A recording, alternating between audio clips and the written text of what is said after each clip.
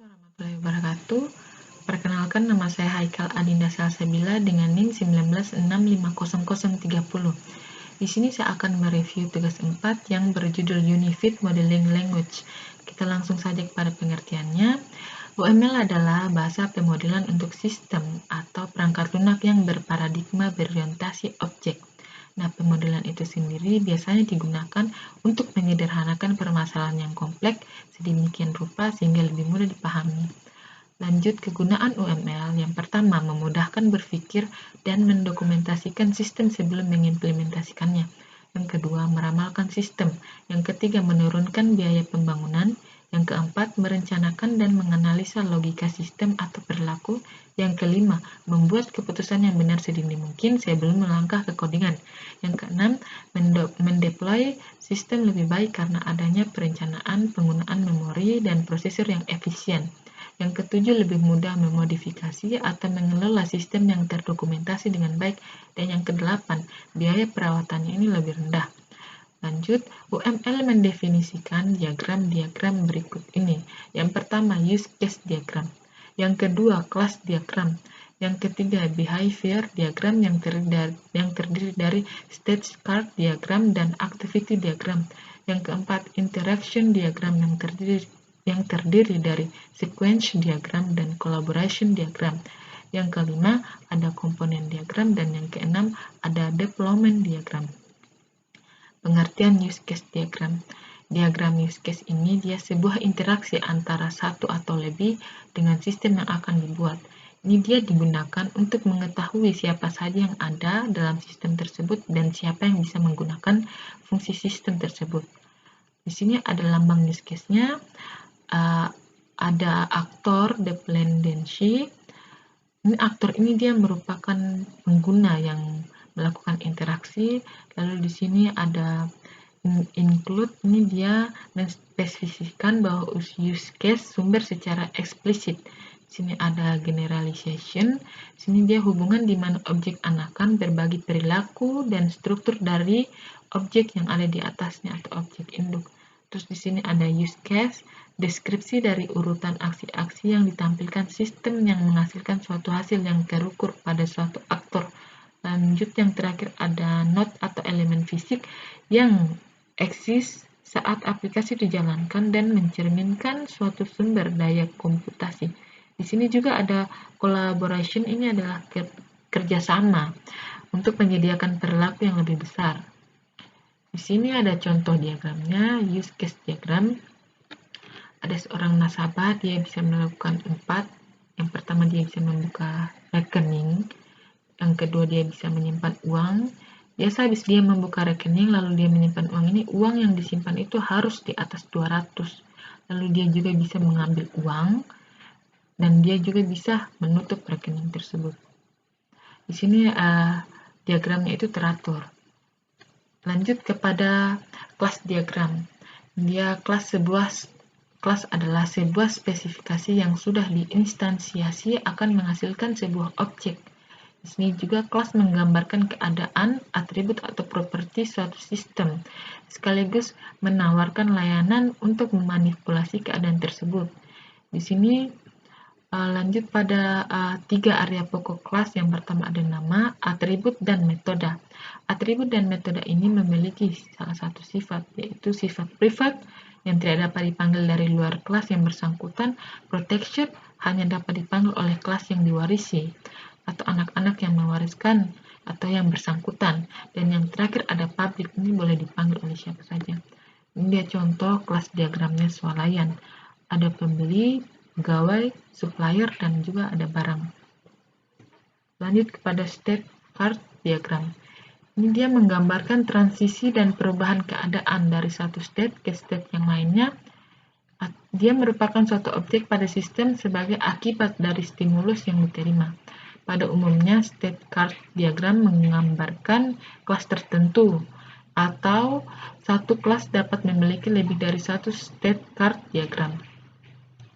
Ini dia adalah contohnya.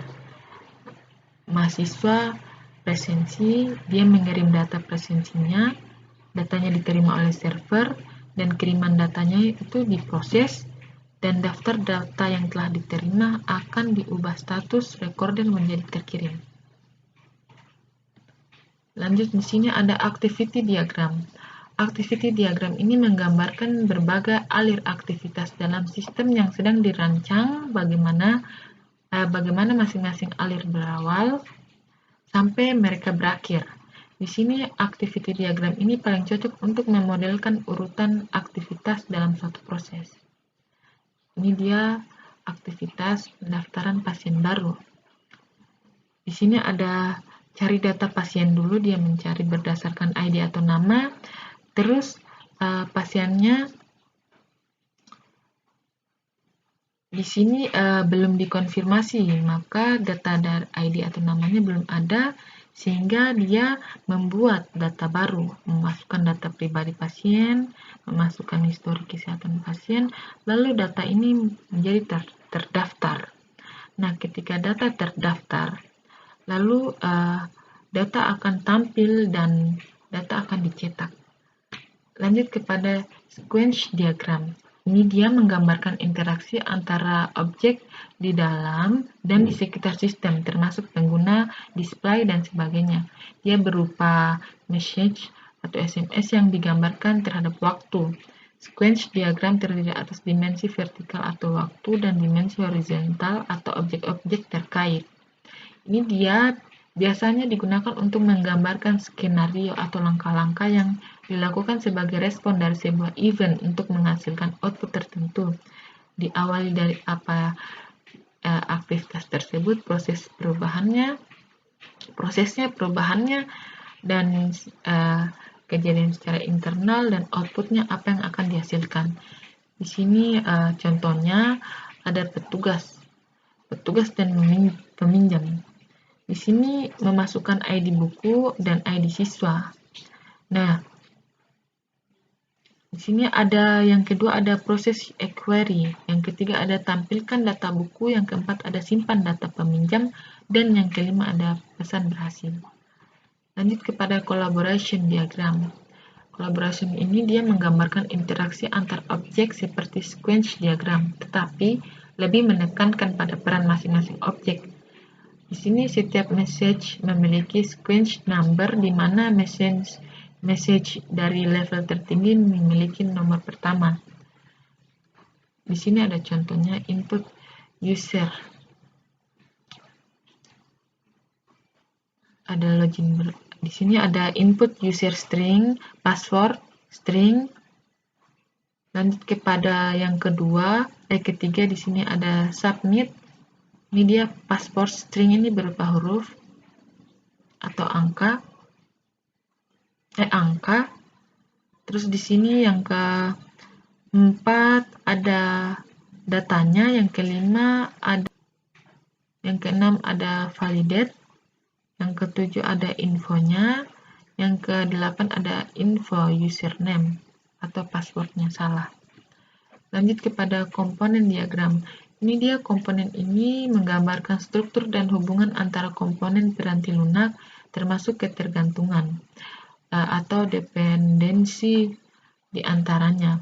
Komponen piranti lunak adalah modul berisi kode, baik berisi source kode maupun binary kode, baik library maupun executable, baik yang muncul pada compile time, blend time, maupun runtime. Umumnya komponen terbentuk dari beberapa kelas, tapi dapat juga dari komponen-komponen yang lebih kecil. Komponen dapat juga berupa interface, yaitu kumpulan layanan yang disediakan sebuah komponen untuk komponen lainnya. Ini ada contohnya. Ada seminar management dan student administration. Lanjut kepada deployment diagram. Deployment diagram ini dia menggambarkan detail bagaimana komponen dideploy dengan infrastruktur sistem, di mana komponen akan terletak pada mesin, server, atau piranti. Terus bagaimana kemampuan jaringan pada lokasi tersebut, spesifikasi server, dan hal-hal yang bersifat fisikal. Sebuah node adalah server atau piranti keras lain yang digunakan untuk mendeploy komponen dalam lingkungan sebenarnya. Ini ada reservation, ada web server, browsing 1, browser 2, browser N1 dan browser N. Lanjut, di sini tugas. Nah, tugas ini saya mengambil mesin ATM, di mana di sini terlibat yaitu nasabah, pihak bank, dan operator ATM. Use case yang ada di sini transaksi tunai, cek saldo sistem startup, dan juga ada penjelasannya. Yang pertama, sistem startup ini dia sistem yang dihidupkan oleh operator ketika mengarahkan switch ke posisi on atau operator lain. Lalu di sini ada sistem shutdown, sistem akan dimatikan ketika operator sudah memastikan bahwa tidak ada lagi nasabah yang menggunakan mesin. Lalu di sini ada session ini dimulai ketika nasabah memasukkan kartu ATM ke mesin ATM sampai kartu ATM dicabut dari mesin ATM. Di sini ada transaksi yang meliputi transfer, tarik tunai, dan cek saldo. Di sini ada transfer. Transfer ini terbagi menjadi dua, yaitu transfer antar sesama bank atau beda bank. Jika beda bank, maka diperlukan kode bank tujuan. Lalu di sini ada tarik tunai. Tarik tunai ini proses penarikan uang saldo, biasanya tertera pada menu tampilan utama. Dan yang terakhir ada cek saldo. Cek saldo ini dia fungsinya untuk mendapatkan informasi rekening seorang nasabah terkait saldo yang telah dimilikinya. Mungkin itu saja yang dapat saya sampaikan, kurang lebihnya mohon dimaafkan. Wabillahi taufiq wal hidayah. Assalamualaikum warahmatullahi wabarakatuh.